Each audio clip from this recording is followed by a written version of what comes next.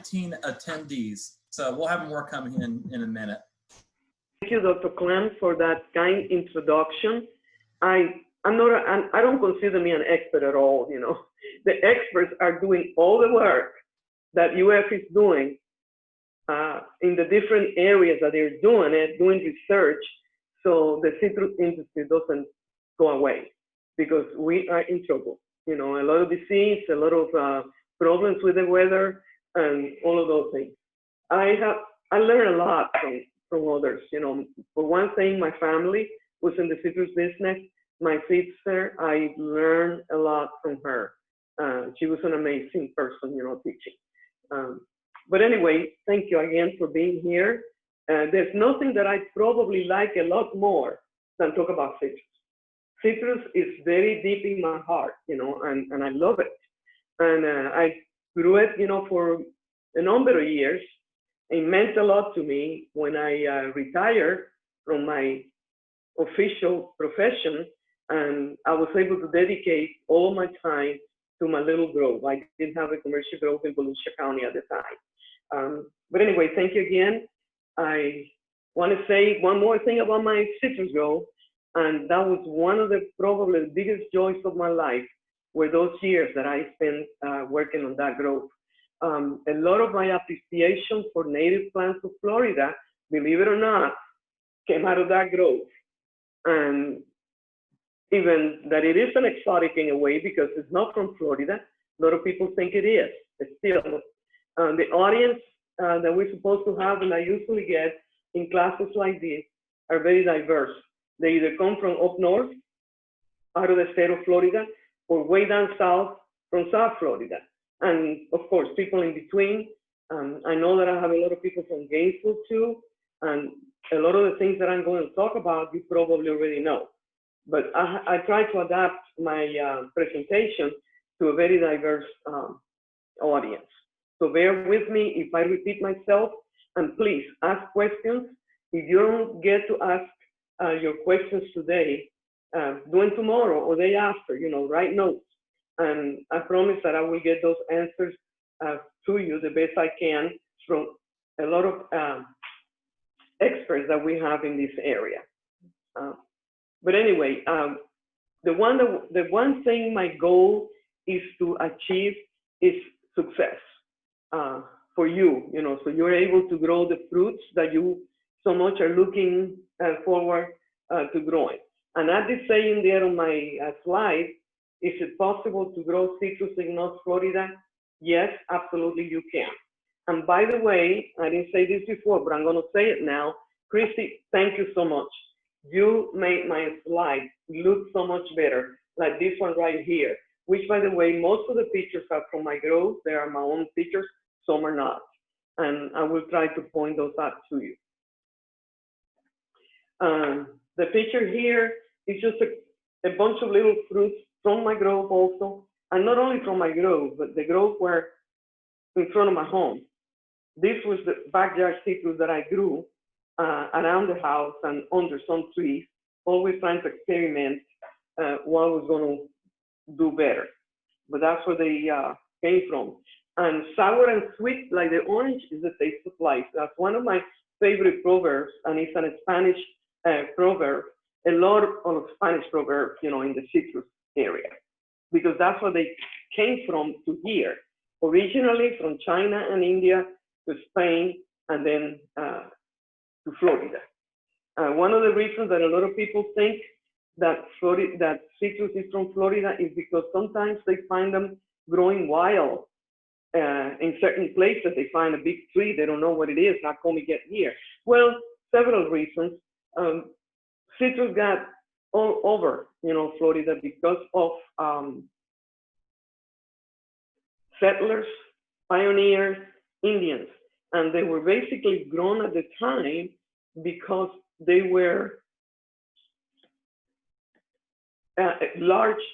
great large trees with lots of flowers, shade trees, and that was the sour orange, the ones that they were growing at the time. And they didn't use the fruit because it was sour. Anyway, even with all the problems that we're having, Oranges are still Florida's most important agricultural product. United States is second in the world in the production of processed fruit. In 1974, we cultivated 864,000 acres of growth. That is way, way down to about 430,000 now. And that is not counting, I'm talking about the 864,000, it's not counting the citrus that it was grown in backyards and people that wanted, the first thing they want to do, of course, you go to Florida, you want to grow citrus, and most people did. Economic impact to the economy in Florida has been in the billions of dollars. Each and every year, the number of acres has continued to decline. Reasons, urban development, and disease, those are things out of our control. And every year it goes down. Some historical facts that I want to do in here. If I'm going too fast, it's just that I got a lot of material that I want to try to cover because of the large audience. So please, if I'm going too quick, tell me. Don't be shy about it. Until the 15th century, the only citrus that people knew and were known were the citron, fabulous little fruit, the sour orange, like I mentioned before, and the lemon and lime. Those were the only three. When you said orange, it referred only to the sour orange, which is the Citrus aurantium, one of my favorite oranges, by the way. If you don't know it, today you will, because I'm probably going to mention it a couple of times. And the sweet oranges, by the way, they were called Portugal oranges. And they still are in some places in Europe. That's what they are called. In Florida, again, it developed from the 16th century Spanish introduction to the area. And it was spread, like I said, by pioneers and Indians and all of that. They were not first grafted until the 1830s. And that's when the first time that the Ceylon, went to the rootstock. And I'm going to just mention that a little bit in here. But that didn't happen until the 1800s. Achieving success, and that's what we want to do, is to achieve success today, making sure that you get the right information. And to do that, we have certain objectives that I want to cover. You want to make sure of your site selection, very, very important. Variety, extremely important. And then fertilization, pruning, pest control. The thing about pest control is be vigilant. You have to scout your growth every day, not your growth, but your street, your yard. And this is a very nice tool, particularly for some of those that are losing our vision. But I use one of these always, because a lot of the insects are so tiny that you don't see them. But if you get close to, you can see it, you can find it, you can, take action before something happens. And then it's a lot more difficult to take care of. So you want to be vigilant about it. Fertilization, back in the day, and I tell you, I remember my very first tree, and I'm going to mention that one. Well, not the first one, but the second one was a citrus tree. I was very young at the time, teenager, I think maybe less. And a friend had given my mother some seeds, and I planted those seeds, and I was so excited, to see those little trees coming up. I didn't put it in a container; I put it directly on the ground. But those were different times. As you can see, I'm kind of older now, and I was younger at the time, believe it or not. And they grew, and those trees grew, and she had told me that it was kumquat, and I kept waiting for that kumquat that never grew. It never did. It was just a big tree growing, and this tree happened to be a grapefruit, which at the time I had no idea that I had it Duncan, but it was. I found out that years later, and the other 5 or 6 that grew were sour oranges. Now we use it all the time, and I'm going to go into that a little bit later on. And anyway, so talking about, sometimes you don't know what you have. Then, site selection and spacing, that's very important. You want to have sufficient space for growth. You want to have sunlight. You want to have air circulation and irrigation and drainage. Although citrus is the type of tree that requires a lot of water, because it does, it also wants good drainage. They don't like to have their feet wet. And one of the reasons that they did so well in Florida is because the ground in here it drains well. You know, it's excellent ground for citrus, but at the same time, they don't like to be wet. So when you pick your site, you want to make sure that it's not on a low area in your yard or place where the water is going to be close by or accumulate because they don't like it. Our sandy soil is wonderful for citrus, but you also have to keep an eye that it doesn't get you know, too wet or retains too much water. Now, microclimates, you can influence that, and you can influence the hardiness of your trees by selecting your location, you know, and you can do that. And I'm going to give you an example here. I have a home in a subdivision which I wasn't sure how it was going to go, and I carry around, believe it or not, I won't be able to do it much longer, but I carry a Seville orange with me here and there, and I won't be able to carry it around much longer because it's too big now.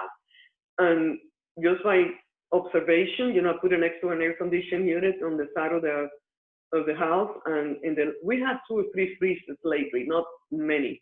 Those trees didn't even lose one single leaf. That's how well they did, and they had a lot of citrus. And actually, I picked the last few just very recently, and they got to be real big, and they stay on the tree, believe it or not. They were ready in December, and I just picked the last few just a few days ago to make something for one of my frames. Anyway, irrigation and drainage, I already mentioned that. The microclimate, you can adjust that sometimes by observation and also by the area in the tree, you know, that you pick, in your yard that you're gonna pick. You want to sketch your home. Perhaps you're going to be living a new subdivision where you have slate there, blank slate to start your any kind of trees that you want to plant, and that's good.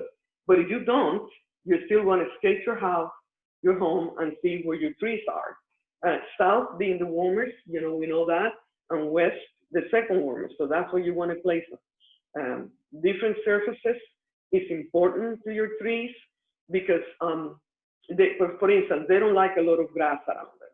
And much of the houses now, they come with a lot of grass. So you're going to have to remove a lot of grass. You're going to have to test your soil.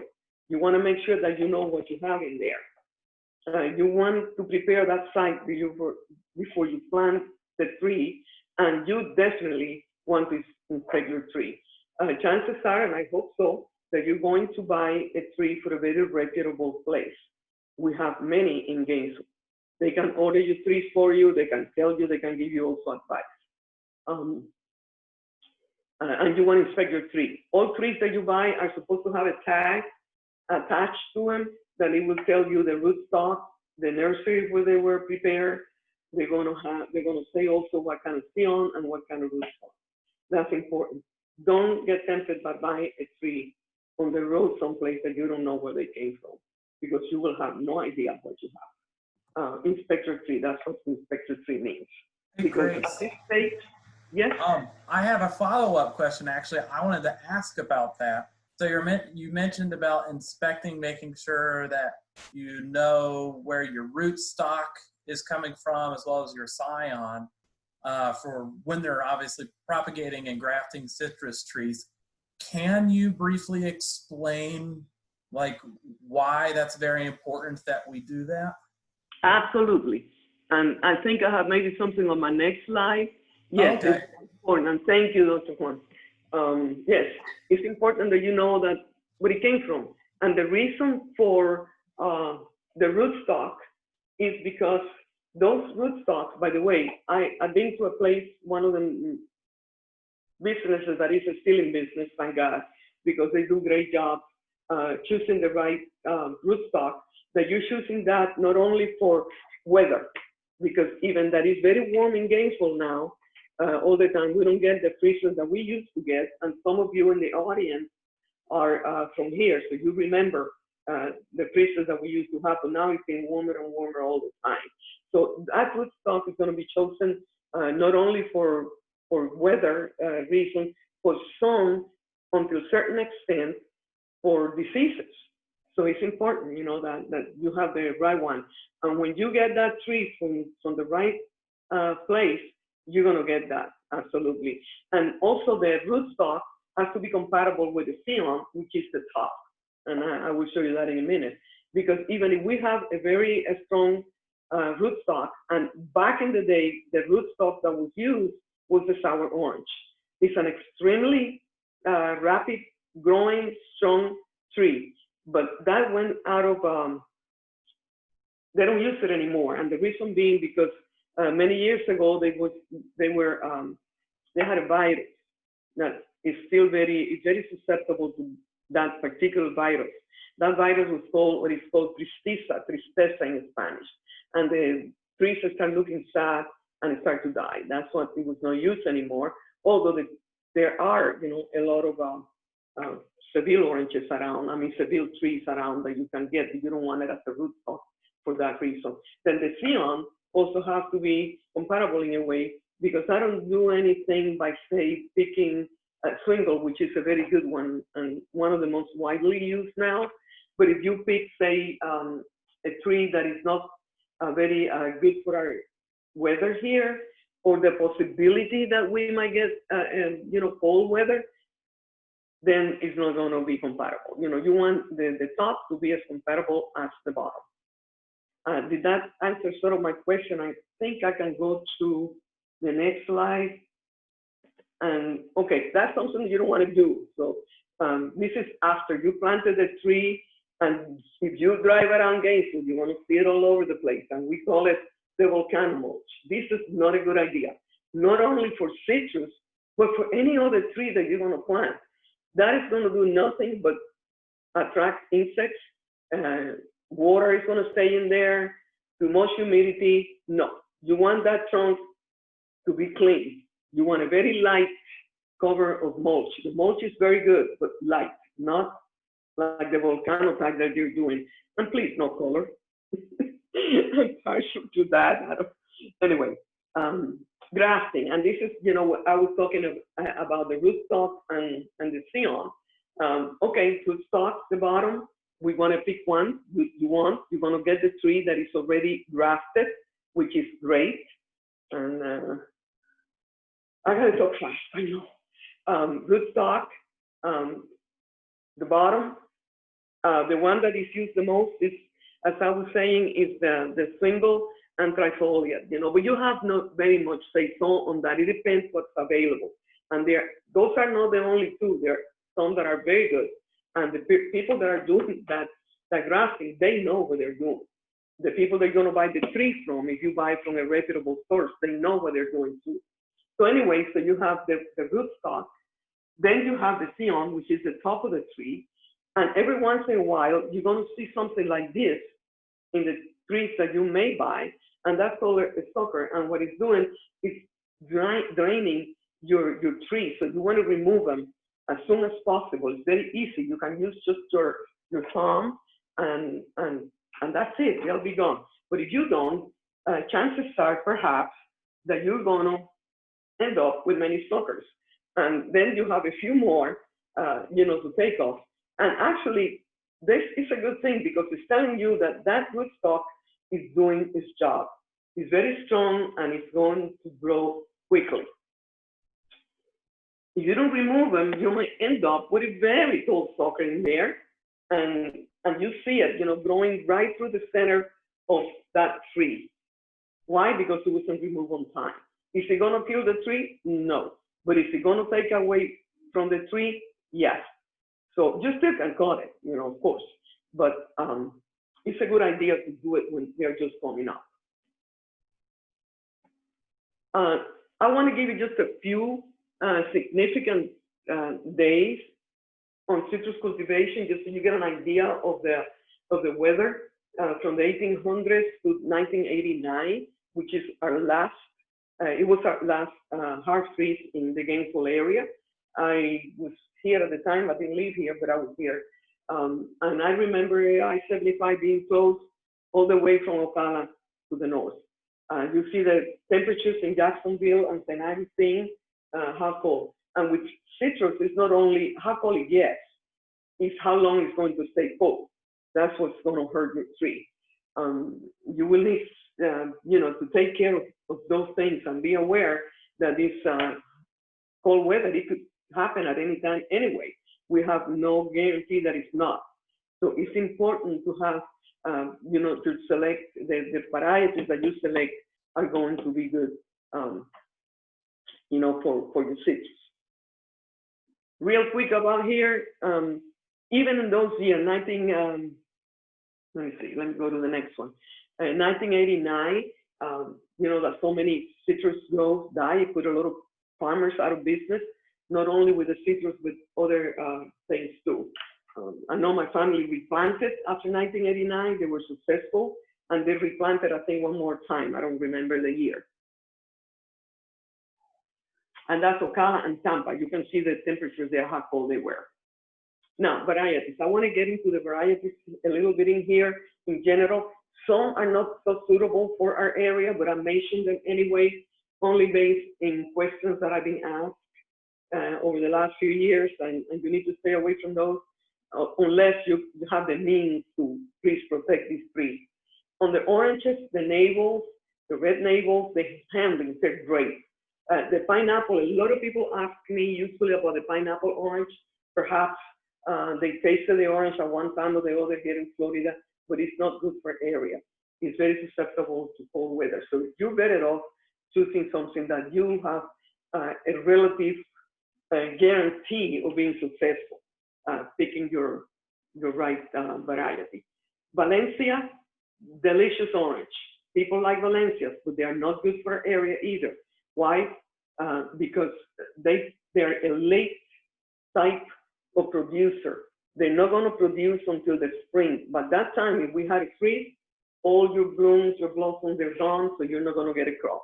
And that is the problem. However, if you have the means to have it, well, it's great. You can start collecting fruit and being able to harvest sometimes all the way from October, November, all the way to June, July, and have almost a whole year of citrus in your yard if you can do that.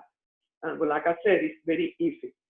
And then the grapefruits, the Duncan, the marsh, are good ones for this area. And the mixed red varieties are also good for this area. People love the pink and the reds. They're beautiful. The Duncan came out of popularity because of the number of seeds. And it's also a dull color. People think, I think it's pretty, and the flavor is great. It's very juicy for not only for the fruit, but also for the juice. It's great. And also it makes great preserves. And that's one thing that people forget. It makes good wine too, by the way.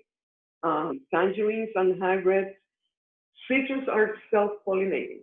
That's another question that I get asked a lot. You don't need 2 trees. 1 is enough. However, within the tangerines, we have a couple of hybrids that they will need pollination with other trees, and I will mention those in a minute. But going again to the varieties, the grapefruits and the tangerines, there's a number of them that are very, very good. Satsuma, and a lot of people call it Satsuma orange, which is fine. It's a tangerine, but it's a great fruit to have. The tree is very, it's early to produce, and it's also very juicy and excellent flavor and very strong tree, very large tree also. The navels, they're great. It's an early season variety. October, you're going to start harvesting your fruit. It's seedless. It has a nice size to it and a very good flavor and very juicy. The next one is also just like this one, but it's red and also partial to that. That's what I used to grow on my grow with the red navel. And the great fruit also makes beautiful, beautiful preserve and jam. So you use the whole entire fruit. That is another thing that I love about citrus. You can use 100% of the fruit. Not only the pulp in the center, with the skin around it, because you can use that for infusing liqueurs. You can also use it to make wine. You can use them to make marmalade. So you use them for a whole bunch of different things. The Hamlin is a fantastic orange, very sweet, very juicy. My family used to grow those. They used to be sold to the juice industry, orange juice industry. But it's good to have at home because the fruit is great. It's also an early season. It has very few seeds, and it's a good sized juicy fruit. That's the Hamlin. The least cold hardy, and that's the pineapple. I mentioned that before, that if you use a good root stock, but you do this in this area, you're gonna lose your tree probably. And then the Valencia again, I've mentioned this here again, March through June is a very late season tree, although it's an excellent fruit. Tangerines and hybrid. The Satsuma, again, I mentioned, is a great tree. The tree is more cold hardy than most of the citrus varieties. It's a great tree to have. The fruit quality is dependent on cool and winter and weather, fall and winter weather, and that is the fact for most citrus. They need that colder infusion, in the trees to be able to develop the sugars that we like so much. But tangerines, the Satsuma is a great one. Another one is the Falglo. It does not store well on the tree. That's one of the few. It's the only one really I know. I don't mean that it's the only one, but it's the only one that I know that it doesn't store well. It has a lot of seeds, so a lot of people don't like it because it has a lot of seeds. But it's a good fruit, and it's also an early season. October, you're collecting and being able to harvest your fruit off the tree. And tangerines, again, the Nancy, a lot of people like the Nancy, maybe because it's very easy to peel, have it on the hand,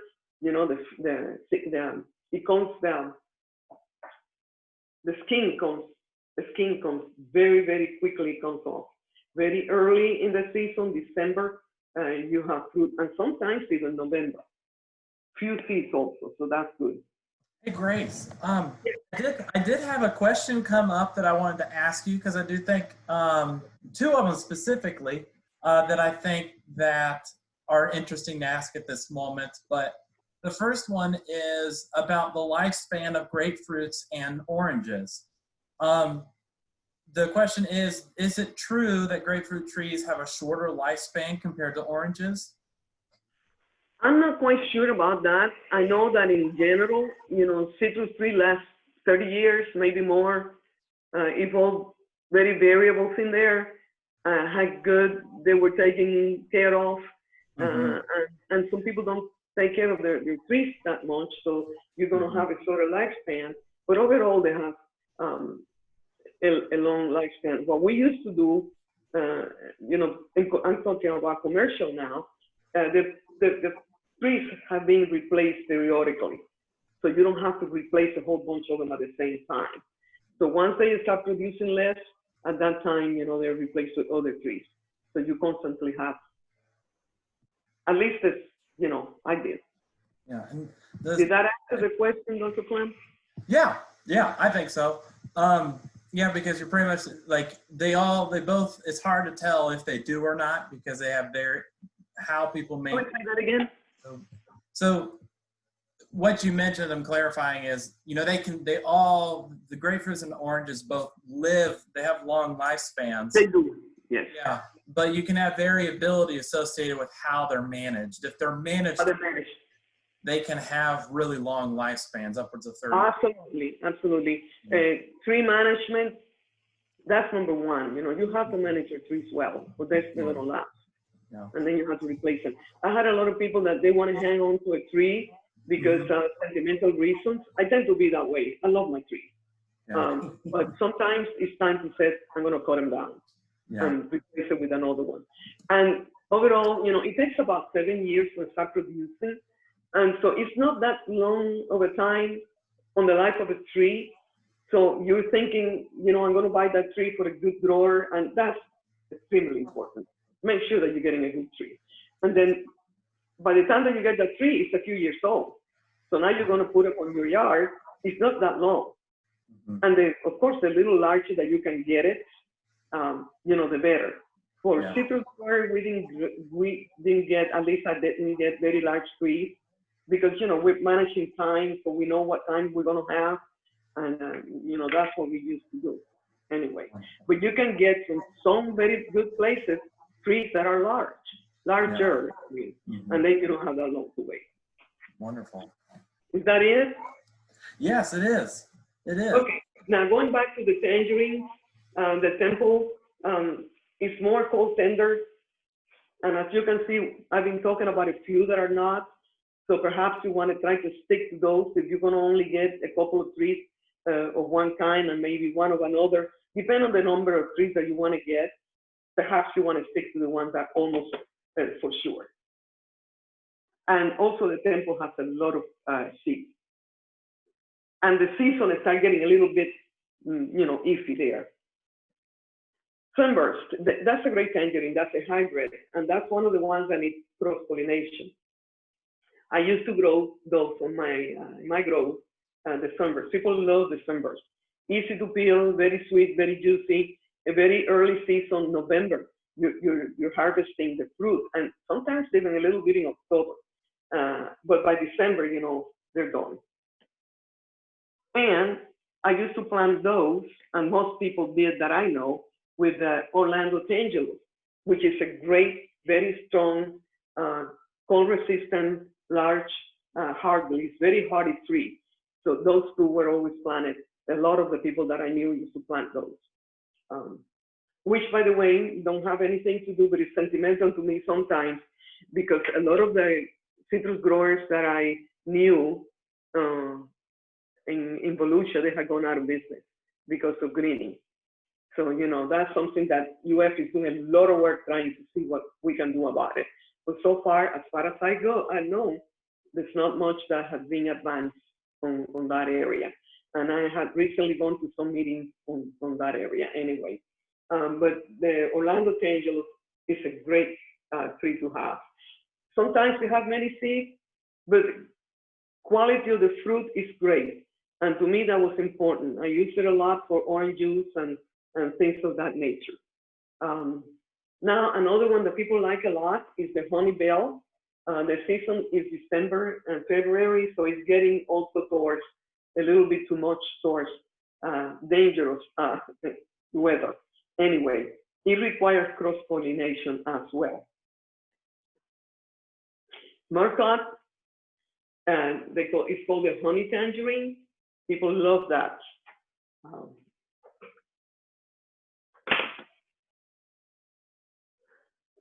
Let me see the next. Oh, this one. We're going to jump now to the this one that is great. A great little fruit.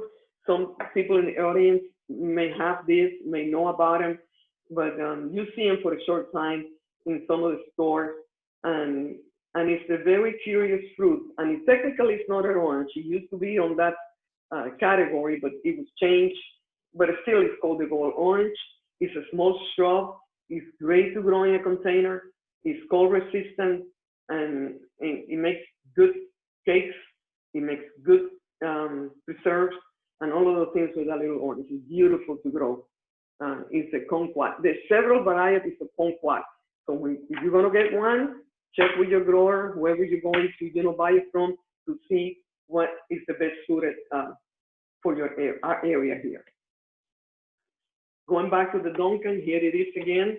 A very early season. It's a good one to have. And the disadvantage in there is the seed number that most people don't like that. The very cold hardy, extremely cold hardy. So that's a good thing. The marsh, also a good one. Early season, it has less amount of fruit. The flavors are about the same. You can use it for anything that you use citrus for. Juice, preserves, and all of that. It's a good one also. Now here's a variety of red ones. And I was saying before, the other ones have lost popularity because these ones are so pretty. And they are, they're beautiful fruits. They're very juicy. And in our area, the ruby red is recommended. So if you want to have a red one, there it is. Again, find out what kind is available. Another thing with the trees, I don't know if I mentioned this already or not, but I don't want to forget it, is that sometimes you don't find the trees because of the problems that we have had in the economy with the citrus greening and all that. We don't have as many people, as many growers of trees to sell to the nurseries and even to the growers. And so, you know, so that you have to order them in advance. I was trying to find a tree recently, and when I went to my source, they were out of season already. I mean, out of stock for the season. So if you want certain trees, put the order right away so you hopefully can get it. But like I said, we're running a little bit low on that. It makes a beautiful marmalade. Pomelo is the largest of the citrus fruit tribe, I call it. They're huge. We see it more often now than we used to, either on farmers market and also the stores, the grocery stores. It's huge, and those are my trees in there. I used to grow them on the side for the backyard citrus because I didn't have it commercially, the pomelos. But it's great. It has a very thick and white pith that is excellent to make citron-like candy, which is absolutely necessary, in my opinion, if you're going to make fruitcake or even cheesecake, Italian style. You want to have that citron, and it's very easy to make. You know, when you have the large, big, very thick pith. Key lines. Okay, all of the lines are very susceptible to cold temperatures. So, you know, it's kind of easy. I tend to be hard-headed and plant one every 2 years, and then I forget that I had it out there and it dies, you know, because, you know, it gets too cold. But also, you know, the key lines, you can find the smaller key lines, and that's something that you can search. But there are others, and I'm going to go to those now, that can replace, not totally, because the key lime has a unique flavor. Everybody has heard about key lime pies. So yeah, that's the key limes. And they are in their greener stage, but they start turning yellow. And that's when people get confused and they think they see sometimes a key lime pie that is green. Well, key lime pies are not green, they're yellow. Anyway, and oh, there's a picture here, and these are my Seville oranges that I still keep very healthy. I've been lucky with that. As you can see, the ring or the pith is very thick. And I'm going to talk a little bit about flavor in there. Just mention the flavors. A lot of times they say bitter orange. Well, there's two flavors in there, more than two flavors, but the center is sour. And that means that it's the acid in the fruit. The bitter is a different flavor. And when we talk about flavors perceived by us humans in our tongue, the phylum, and most of you, I know you know them, and it's the sweet, the salty, the bitter, the sour, and the other one that you probably are familiar with too, is it tends to be towards the savory. Okay, so that's the fifth flavor. So, you know, those are the main flavors that you have. And it's umami, I think it's called, or it is, and it describes, you know, savory flavors. But sour and bitter are different. And you can see, you know, the juicy oranges, they have a lot of seeds on them, but it makes good juice. You have to add sugar if you like sugar, or you can just drink it like that. I love it just sour. For seasoning, it's fantastic. There's no better marinade for fish and meat and vegetables than a marinade made out of the sour orange and other ingredients. Marmalade, fantastic. While I said that, they're almost exclusively producing in Spain to sell to England, because that's the land of the marmalade, the orange marmalade, and it's made out of that orange. So, you know, that's one thing about it that is also very good, is what you can make out of, and also wine. I don't want to forget that one. It makes a good wine. The other one, that I didn't mention yet is the calamandin. And the calamandin is a great little orange, very ornamental, just like the kumquat is, because also remember, citrus have been part of our landscape for many, many years, for a long time. They look beautiful in the landscape. You know, all of them, to me, they look beautiful in the landscape. The problem is the problems that we're having now. They're also good to grow on a container, which it makes it a good thing to move it around. Of course, they're going to grow like everything a container grows, and then you have to keep open them to a bigger container, and that sometimes creates a problem.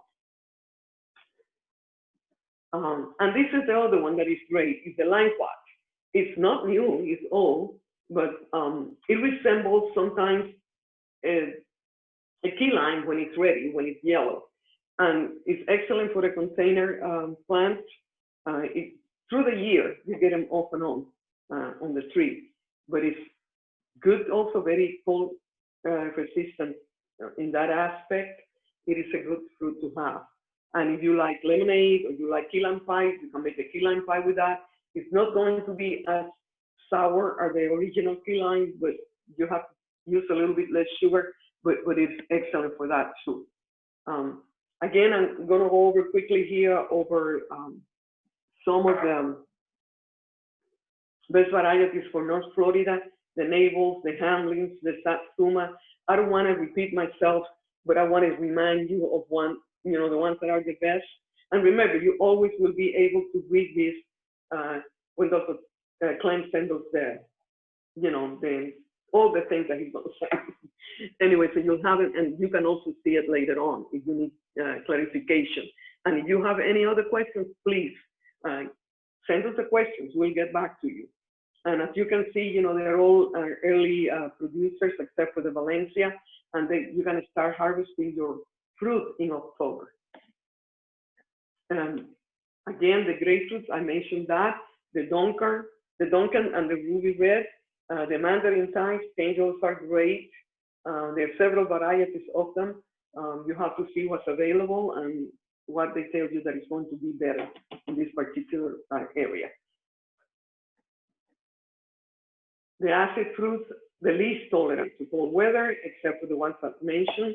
The kumquat, which tastes not really sour, but the limeworts are, and those, you know, are great to have. Mayor's lemons are a great sour to have also, and it's the most cold hardy. I don't find them as sour as the limewort and others, but it is good. It's excellent for anything that you use a lime for. Now, health recommendations, soil testing, I already mentioned that. The mineral deficiencies are these ones that are listed there, the phosphorus, potassium, magnesium, and you have to maintain a good fertilization schedule. I cannot give you advice on which one to use, but there are very good sources in Gainesville that can advise you on what. And remember, you know, what says in the package, that's the law, and that's what you have to follow. I wish I could have a lot more to give you, but you have to follow the restrictions also on fertilizer. I'm not going to get much into that because Dr. Klein is going to be sending us, you know, something on that too. And maintain a schedule, that's important. They have maintenance, number one. And they have to be, after you test the soil, you make sure that you don't place that fertilizer too close to the tree either. And you want to do it lightly. Less is better than more. Always remember that. Recommendations again to the fertilization, never place the fertilizer too close to the trunk of the tree and lightly. Must be applied in 3 to 4 applications a year. 3 to 4 is enough. January and February for 4, March and April, May, June, and September, October. Never anything fertilizing after October. You know, October is it. Large productive trees will need approximately 20 pounds per year, which is approximately 5 pounds for very large trees. Again, read the instructions on the bag, and that's extremely important. Now, diagnosing problems that I'm trying to run with, you know, when I don't want to run out of time, and I tend to sometimes talk too much. How old is the tree? If you are getting a new tree and you are in a new place, these are not going to apply to you probably, because you're going to start from scratch. You have a clean slate in there. But I get questions a lot of times, and you have to determine how old is the tree, the cultivar, the rootstock. Is it too deep? Is it deep enough? Is it root bounded? Is it root bounded? So that's, you know, what you don't know. Competition with ear trees is easy to ascertain, because if you go and look at it, you immediately know, boy, this is too, you know, have so many things around, environmental factors, and those can be a lot of different things. Now I want to jump onto some of the problems facing citrus today. I already lightly mentioned the citrus greening. So much work is being done on that. Blotchy, mottled kind of symptom. You can tell almost right away that fruit is deformed. It's not good anymore, and you need you need to get rid of that tree. Chances are it's not going to survive, and that is caused by the Asian citrus psylla. I'm not going to expand on that. You're going to get probably information on that as well. So we don't need to, you know, talk a lot about that. Grace, Yes. I did have a bunch of questions actually come back in that I think would be interesting for us to talk a little about. Okay. I do know that you're getting close to the end of your presentation, but I think it'd be important to just briefly talk a little about citrus greening. Like I can talk briefly about what our new recommendations are for citrus greening. Excellent. Expecting. But could we go back and look at that picture of the model leaf? Yeah. So we can, because citrus greening, everyone knows, or more people are knowing about this. It's a detrimental virus, or not virus, bacteria. Bacterial disease. Bacterial disease that's impacting our citrus industry. Luckily, some researchers are developing some greening resistant varieties of citrus. And luckily, just within the past year, some researchers have finally been able to isolate the bacteria within a lab. In the past, prior to that, we've only been able to research on trees that are infected, because the minute we pull it out of the trees, the bacteria dies. So we haven't been able to do effective research on it for controlling. But Grace, do you want to talk a little bit about like what we can see with citrus greening, and then I can talk about what our new recommendations are? Yeah, absolutely. Okay, you're going to see, if it has fruits, they're going to be deformed. The limbs and the leaves are going to be blotchy, like mottled, you know, with the difference on colors on the leaves. So that's obviously. Then the next one here that I was going to, you know, the primary vector is well, at the time it was not yet found in Central Florida, believe it or not, and these are not at all, it's probably, I don't remember, but the adult psylla, they are sexual, and they can survive for extended periods of time, feeding on the mature leaves, and forgo reproduction, because they like to feed on the new flush, on the new leaves. And the eggs are laid only on the new flushes, and juvenile psylla deforms the flush terminals, so you're going to be able to see that. And they have a waxy, kind of viscous, forming curly, you know, white strands. And I think, okay, there's one ugly thing in there, and did I have something in there? Let me see if I have something. Not really. Oh, well, but there's a leaf in there, and Dr. Clem, if you can tell us a little bit about it.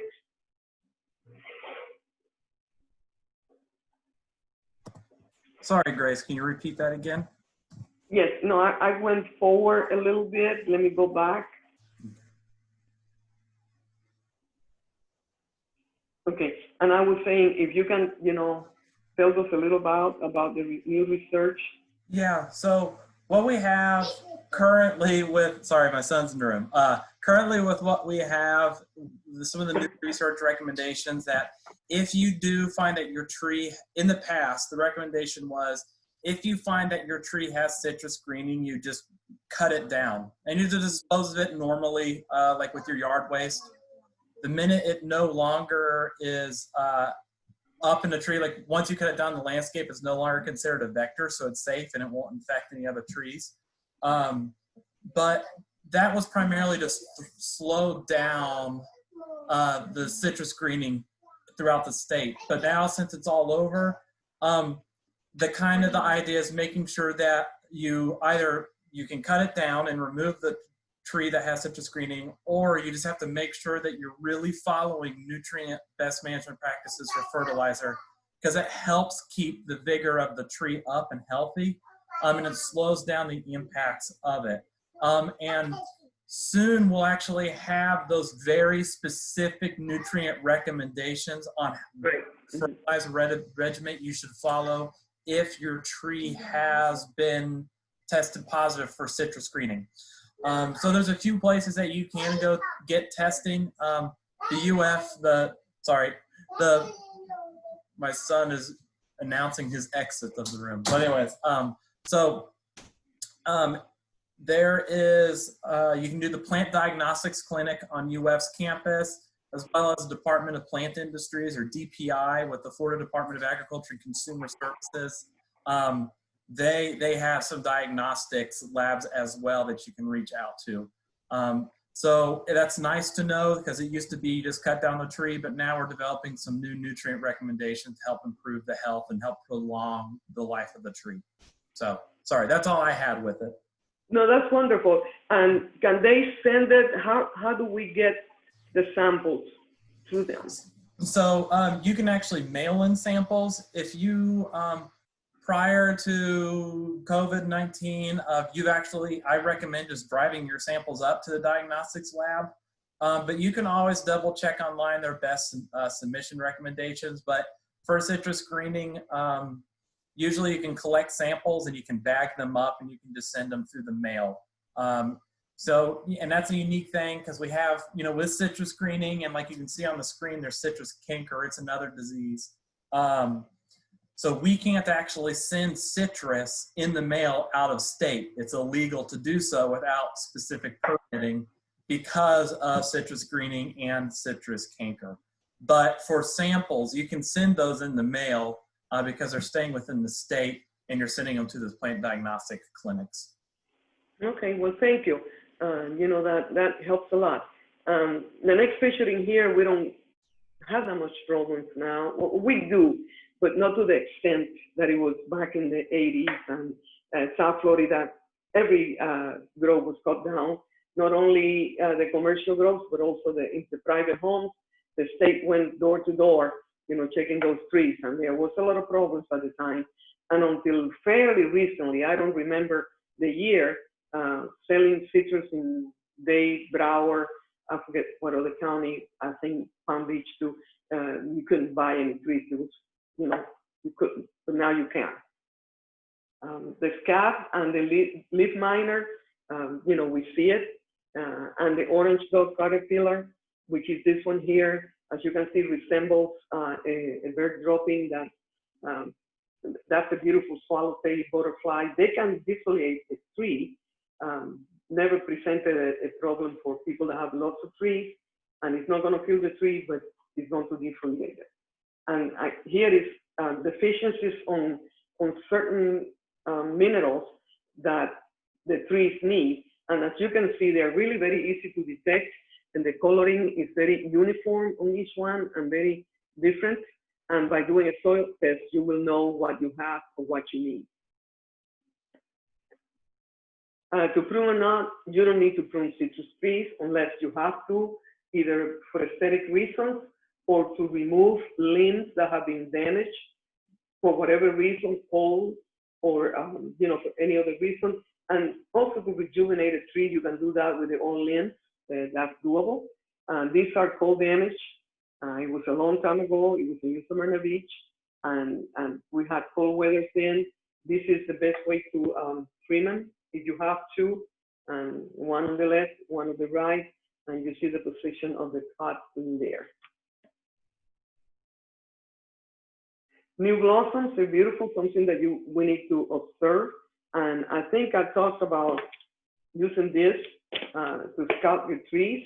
Also, you can take a plain paper, white, you know, this one, but a plain paper, and put it under the leaf of the tree, shake it, and if you see, you know, little bugs in there, then you can really see them again. You can take a picture, and then you can proceed, you know, with what is it that you need to do. And again, prevention is the best thing.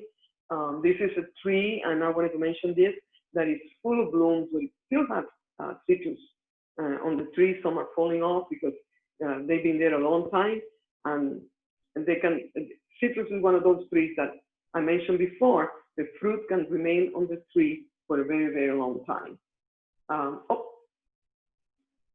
Anyway, that's again, a lot of blooms in there, and absolutely used to love that tree, and beautiful, you know, full of all the blooms. I slept outside once or twice because I just love it.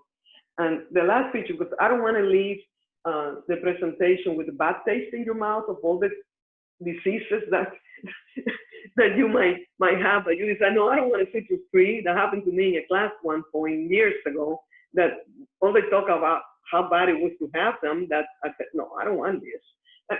You know, good advice. I don't say that it was bad advice, but to leave you with a better taste, if you use those red, nice fruits, this could be the result. So that's looking to the future, you know. So let's be optimistic. We're resilient. We're going to conquer this one way or the other. And this is what the ruby red looks like. You peel it, you use the inside for whatever you want to use it for, and then the pith, that thing that everybody throws away, because most people do throw that away, it has as much vitamin C as the juice. And you can use it for preserves, and you can use it to make, you know, candy fruit, which is great. And that's really the end result. Now, any questions?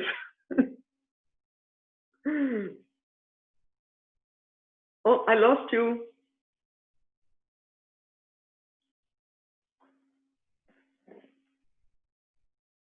I lost the sound. There we go. Sorry, I was muted. So we have a few questions, Grace, and that popped up, and I want to ask you about it. So we had some questions pop up about some different varieties. One includes like the blood orange. Have you had much experience growing blood oranges? And can Which one? The blood orange, like the ruby blood oranges? Not much, but what I can tell you is that they do better in California. Yeah. It has to do a lot with weather. Yeah. Because a lot of times you plant them in here, and what you're going to get is that bloody type. I did have one of those, and it's bloody, you know, inside, and it's like the color is running out. Yeah. So I only had one tree, and I wasn't very successful with that. The other one was, well, we have one about the Chinese honeys. Have you had experience with growing the Chinese honeys? No, I had no experience with that. Okay, because I know we've had like one individual asked as well about, so the Chinese honeys, I do know that some people are growing them. Some new varieties, there's so many varieties actually, it's hard to find. They are, so many. Yeah, and another person asked about finger limes. Have you ever grown a finger lime? No. Yeah, I know. So we can grow them here, and I know, but they're not really grown commercially. So again, it's harder to find those. Yeah, some are very, very hard to find. Yeah, but you can find them. They don't require anything special. They can follow typical citrus recommendations for fertilizer and light environmental conditions, etc. So we did have one question, Grace, that I think would be interesting to ask. Is one person mentioned that they said their citrus tree isn't producing. And this is the reason I want to ask this question or relay this to you, is because this is one that we commonly get at the help desk. But it says, my citrus isn't producing. I occasionally see flowers, but they don't hold, so they end up dying back, or they're not actually, forming fully. But the trees are small, but have produced moderately in the past. The leaves are starting to curl, and they show evidence of greening. Do you have any suggestions with that? Is it one of those trees that just have do you think to be severe citrus greening, or do you think it's a nutrient or pH issue? I would say that it's a combination. It could be greening, but it also could be lack of the right fertilizer. Several things to address in there. Soil tests, are they getting the right amount of nutrients, minerals, macronutrients that the tree may need? And I go back about all of those things that we need, to check to see, where the tree came from. I was planted because, the tree may be trying to get bigger. It was a root bounded, and all of those things, play a part on why the tree is not producing, and the age of the tree also. Because if it's a very old tree, that could be another reason. Absolutely, thank you. And then we have one more, but before we do that, I am going to share the contact information. So if you ever, make sure I'm doing this right. If you ever have any questions about like how to reach out to our Master Gardeners or Master Gardener Help Desk, you can always call our number, which is at 352-955-2402. You can email me directly, but we also have that our Master Gardener Help Desk, which is mag@alachuacounty.us. That's a good way you can send us pictures, send us your questions. You can always reach out to us and use us as a resource to help with any of your landscape issues, including, anything beyond citrus, anything horticulture related. But Grace, the one question that I do have on here that I want to make sure that I share with you as well, because it keeps coming up, is some more questions keep popping up, is how many hours per day should a lemon, lime, or orange tree get sunshine, especially in Florida summer heat? Okay, it's going to be a long answer, but it depends. It depends. It's going to be a long answer, but it depends on the age of the tree. Obviously, if it's a very small tree, it still needs sunshine to really develop. But it could be also in semi-shade. Semi-shade is going to produce less. It's not going to alter the tree. You're not going to get as much production. But if you are just worried about fruit for your home, and that's the only space you have, it's nothing wrong with having a little bit of shade. But other than that, you need a lot of sunshine for the tree to develop and grow and be big and large and all of that. And the variety, if it's a little bitty tree, it's going to be, washing the tree, because remember, they've probably been raised in a nursery type situation where they're going to have to adapt to their new home. So you have to look at that. Yeah. And how much water do we typically want to add to our citrus trees? You need a lot of water. And that's all I can tell you. You need a lot of water. If it gets very dry, I cannot tell you the exact amount right now because I don't have it in my head, but it cannot go dry. It has to have sufficient water to keep the, moist. That's the reason you want to use mulch. That's the reason that you want to watch it. Sometimes we get a lot of water. You can forget about it. If we get a lot of water, that's fine. But if we go those long periods of time, you're going to have to go and measure it and see, how much, how dry it is, and then do it accordingly. Yeah, because if they don't get enough water, your fruit will be dry as well. Yeah. And that's one of the problems that a lot of times we see with the citrus, that people say it's all dry inside, they didn't get enough water. Yeah. That's the reason that you're going to have micro irrigation. It's the best way to have, but they have to be maintained. Yeah, absolutely. Well, I think that's all the questions that we have pop up. So I wanted to just let everybody know that, you know, in the chat box, I put in a link for a follow-up survey that I would appreciate if everyone could fill that out, because we do use that to help improve our programs. But this webinar has been recorded, and we will be posting it onto our YouTube channel so you can review at a later date. But also, I'll be following up with everybody tomorrow afternoon with more information, publications, a copy of the presentation, and where to find a recording of the webinar. Just so you can have that as a resource to where to find all this information. So I do want to say thank you very much, Grace, for coming in and speaking with us and sharing your knowledge on citrus, because you not only have the knowledge, but you also have a lot of experience working within citrus in Florida. So thank you very much, and thank you everybody for attending. Thank you, thank you, thank you.